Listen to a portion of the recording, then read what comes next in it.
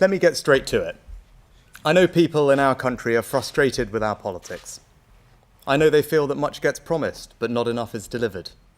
I know they watch the news or read the papers and wonder why, in the face of the facts as they have them, choices are made as they are. I know that they dislike Westminster game playing, the short-termism and the lack of accountability. But most of all, I think people are tired of the false choice between two versions of change that never go beyond a slogan. I've been Prime Minister for nearly a year now, and it is a privilege of my life. I know the fundamentals of our great country are solid and timeless. Its people are its greatest strength, economically and socially. Their hopes and genius are what propel us forward, not government. Government can set the framework, step in when needed, and step back when necessary. It can make big decisions. But what I've concluded during my time so far as Prime Minister is that those decisions, the decisions that could bring real change, change that could alter the trajectory of our country, can be so caveated, so influenced by special interests, so lacking in debate and fundamental scrutiny, that we've stumbled into a consensus about the future of our country that no one seems to be happy with. And this is because too often, motivated by short-term thinking, politicians have taken the easy way out, telling people the bits they want to hear, and not necessarily always the bits they need to hear. Now, we are making progress, including on my 5 priorities. Inflation, down again today and on track to be halved. Fastest growth in the G7 over the last 2 years. Debt on target to be falling. The NHS, treating more patients than last year. And small boats, crossing significantly down on last year. But put simply, that isn't enough. If for too many there remains a nagging sense that the path we're on, no matter which party is in government, isn't quite what we hoped for, and that no one seems to have the courage to say so. That we make too little, that we spend too much, that things take too long, and that even when we know these things, we seem powerless to change them. Now, I'm here today to tell you that we do not have to be powerless. Our future doesn't have to be a foregone conclusion. Our destiny can be our own choosing, but only if we change the way our politics works. Can we be brave in the decisions we make, even if there is a political cost? Can we be honest when the facts change, even if it's awkward? And can we put the long-term interests of our country before the short-term political needs of the moment, even if it means being controversial? I've spent my first year as Prime Minister bringing back stability to our economy, your government and our country. And now it is time to address the bigger long-term questions we face. The real choice confronting us is, do we really want to change our country and build a better future for our children? Or do we want to carry on as we are? I've made my decision. We are going to change. And over the coming months, I will set out a series of long-term decisions to deliver that change. And that starts today, with a new approach to one of the biggest challenges we face, climate change. No one can watch the floods in Libya or the extreme heat in Europe this summer and doubt that it is real and happening. We must reduce our emissions. And when I look at our economic future, I see huge opportunities in green industry. The change in our economy is as profound as the Industrial Revolution, and I'm confident that we can lead the world now as we did then. So I'll have no truck with anyone saying we lack ambition. But there's nothing ambitious about simply asserting a goal for a short-term headline without being honest with the public about the tough choices and sacrifices involved, and without any meaningful democratic debate about how we get there. The Climate Change Committee have rightly said, you don't reach net zero simply by wishing it. Yet that's precisely what previous governments have done, both Labour and Conservative. No one in Westminster politics has yet had the courage to look people in the eye and explain what's really involved. That's wrong, and it changes now. The plans made on your behalf assume this country will take an extraordinary series of steps that will fundamentally change our lives. a ban on buying new boilers, even if your home will never ever be suitable for a heat pump, a ban that takes effect in just 3 years for those off the gas grid, and mandatory home upgrades for property owners in just 2 years' time. There have even been proposals for taxes on eating meat, new taxes on flying, compulsory car sharing if you drive to work, and a government diktat to sort your rubbish into 7 different bins. Now, I believe deeply that when you ask most people about climate change, they want to do the right thing. They're even prepared to make sacrifices. But it cannot be right for Westminster to impose such significant costs on working people, especially those who are already struggling to make ends meet, and to interfere so much in people's way of life without a properly informed national debate. That's especially true because we're so far ahead of every other country in the world. We've had the fastest reduction in greenhouse gas emissions in the G7, down almost 50% since 1990. France, 22%. The US, no change at all. China, up by 300%. And when our share of global emissions is less than 1%, how can it be right that British citizens are now being told to sacrifice even more than others? Because the risk here, for those of us who care about reaching net zero, as I do, is simple. If we continue down this path, we risk losing the consent of the British people. And the resulting backlash would not just be against specific policies, but against the wider mission itself, meaning we might never achieve our goal. That's why we have to do things differently. We need sensible green leadership. It won't be easy, and it will require a wholly new kind of politics. A politics that is transparent and the space for a better, more honest debate about how we secure the country's long-term interests. So how do we do that? What is our new approach to achieving net zero? Well, first, we need to change the debate. We're stuck between 2 extremes. Those who want to abandon net zero altogether because the costs are too high, the burden's too great, or in some cases, they don't accept the overwhelming evidence for climate change at all. And then there are others who argue with an ideological zeal, we must move even faster and go even further, no matter the cost or disruption to people's lives, and regardless of how much quicker we're already moving than any other country. Both extremes are wrong. Both fail to reckon with the reality of the situation. Yes, net zero is going to be hard and will require us to change. But in a democracy, we must also be able to scrutinise and debate those changes, many of which are hidden in plain sight, in a realistic manner. This debate needs more clarity, not more emotion. The test should be, do we have the fairest credible path to reach net zero by 2050 in a way that brings people with us? Since I've become Prime Minister, I've examined our plans, and I don't think they meet that test. We seem to have defaulted to an approach which will impose unacceptable costs on hard-pressed British families, costs that no one was ever really told about, and which may not actually be necessary to deliver the emissions reduction that we need. And why am I confident in saying that? Because over the last decade or more, we've massively over-delivered on every one of our carbon budgets, despite continuous predictions we'd missed them.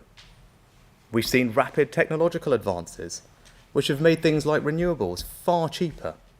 Just consider offshore wind, where costs have fallen by 70% more than we projected in 2016. And people are increasingly choosing to go green. Look at how demand for electric vehicles has consistently outstripped forecasts. Now, given all these things, I'm confident that we can adopt a more pragmatic, proportionate, and realistic approach to meeting net zero that eases the burdens on working people. And that's the second part of our new approach. Now, I'm not saying there will be no hard choices, and nor am I abandoning any of our targets and commitments. I am unequivocal that we will meet our international agreements, including the critical promises in Paris and Glasgow to limit global warming to 1.5 degrees. I'm proud that our country leads the world on net zero with the most ambitious 2030 target of any major economy. And as we're committed as ever to helping developing countries. Just the other week, I announced $2 billion for the Green Climate Fund, the single biggest commitment of its kind the UK has ever made. But we can do all of this in a fairer, better way. And today I can set out details of what our new approach will mean for people. That starts with electric vehicles. We're working hard to make the UK a world leader. I'm proud that we've already attracted billions of new investments from companies like Tata's Jaguar Land Rover Gigafactory. And I expect that by 2030, the vast majority of cars sold will be electric. Why? Because the costs are reducing, the range is improving, the charging infrastructure is growing. People are already choosing electric vehicles to such an extent that we're registering a new one every 60 seconds. But I also think that, at least for now, it should be you, the consumer, that makes that choice, not government forcing you to do it. Because the upfront cost still is high, especially for families struggling with the cost of living. Small businesses are worried about the practicalities. And we've got further to go to get the charging infrastructure truly nationwide.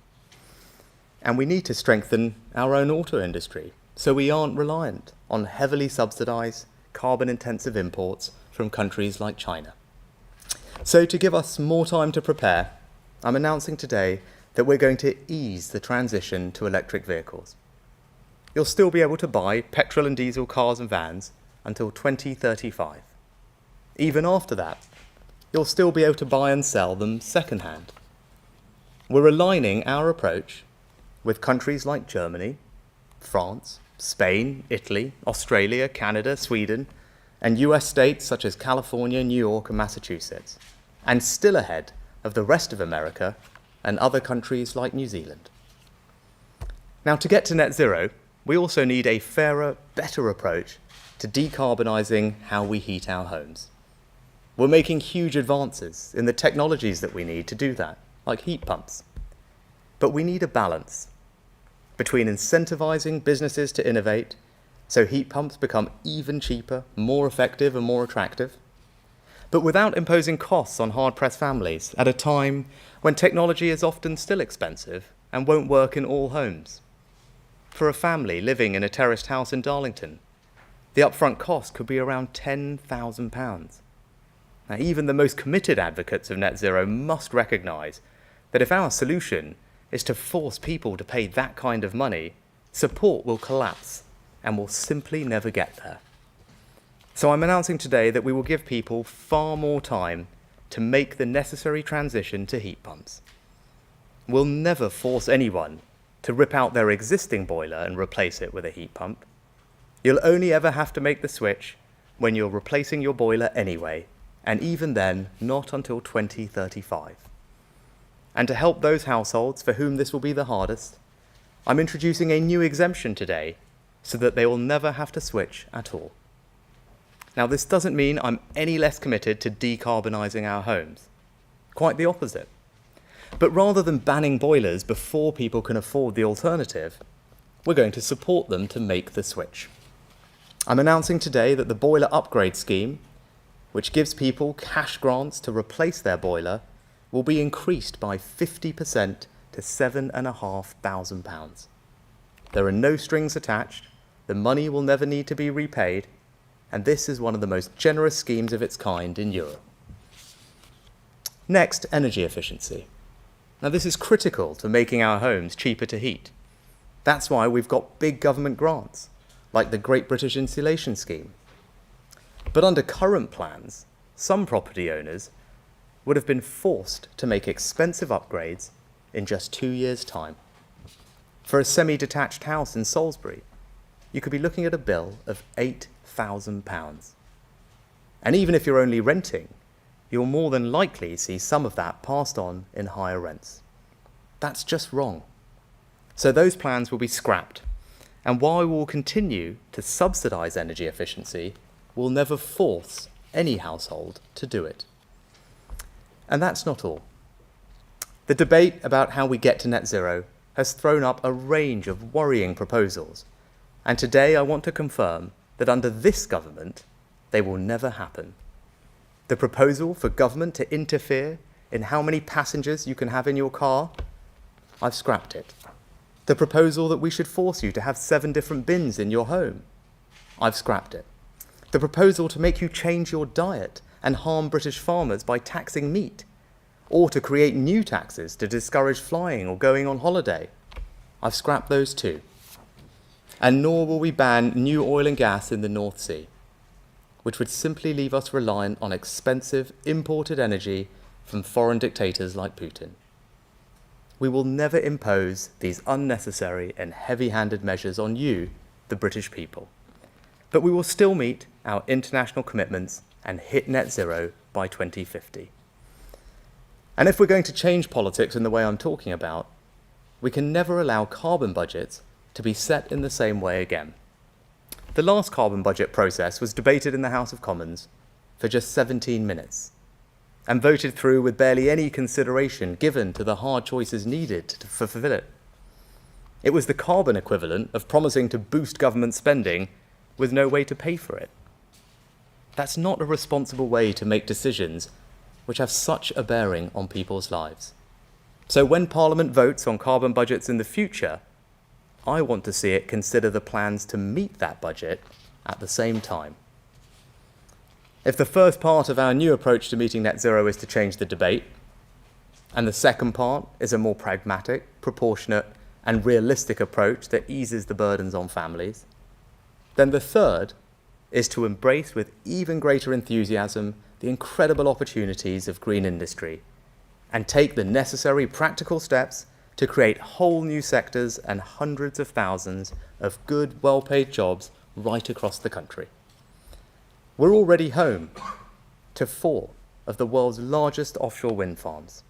We're building an even bigger one in Dogger Bank and improving our auction process to maximise private investment into this world-leading industry. We're lifting the ban on onshore wind. We're investing in 4 new clusters to capture and store carbon from the atmosphere. And we're building new nuclear power stations for the first time in 30 years. Just this week, we took a significant long-term decision to raise funding for Sizewell C, putting beyond all doubt our commitment to decarbonising our power sector. And later this autumn, we'll shortlist the companies to build a new generation of small modular reactors. But one of our biggest constraints to reaching net zero and improving our energy security is this. We're investing billions in new energy projects, yet we don't have the grid infrastructure to bring that power to households and businesses. And when energy security is national security, that's unacceptable. Right now, it can take 14 years to build new grid infrastructure. There are enough projects waiting to be connected to generate over half of our future electricity needs. So I can announce today that the Chancellor and Energy Security Secretary will shortly bring forward comprehensive new reforms to energy infrastructure. We'll set out the UK's first ever spatial plan for that infrastructure to give industry certainty and every community a say. We'll speed up planning for the most nationally significant projects, and we'll end the first-come, first-served approach to grid connections by raising the bar to enter the queue and make sure those ready first will connect first. So from offshore wind to nuclear to a revolution in our energy infrastructure, investors should have absolute confidence that we're getting on with the job and the UK will remain the best place in the world to invest in the green industries of the future. Not least because of something else that this country has always excelled at, innovation in new technologies. As a country that emits less than 1% of the world's carbon emissions, one of the most powerful contributions we can make is our unique ability to develop new technologies that can help the world. Like the Sense Wind team in Scotland developing the technology to service offshore floating wind turbines while still out at sea. Or the researchers at Cambridge who pioneered a new way to turn sunlight into fuel. And that's why today we're going further, creating the new £150 million Green Future Fellowship. This will support at least 50 leading scientists and engineers to develop real, breakthrough green technologies. And it builds on the £1 billion I invested as Chancellor in the Net Zero Innovation Portfolio. And finally, we can't tackle climate change without protecting nature, and vice versa. Just the loss of forests alone accounts for the equivalent of 10 times the global emissions of the entire United Kingdom. And in the coming weeks, ahead of my attendance at COP28, I will set out the next stage in our ambitious environmental agenda. So in conclusion, this country is proud to be a world leader in reaching net zero by 2050. But we simply won't achieve it unless we change.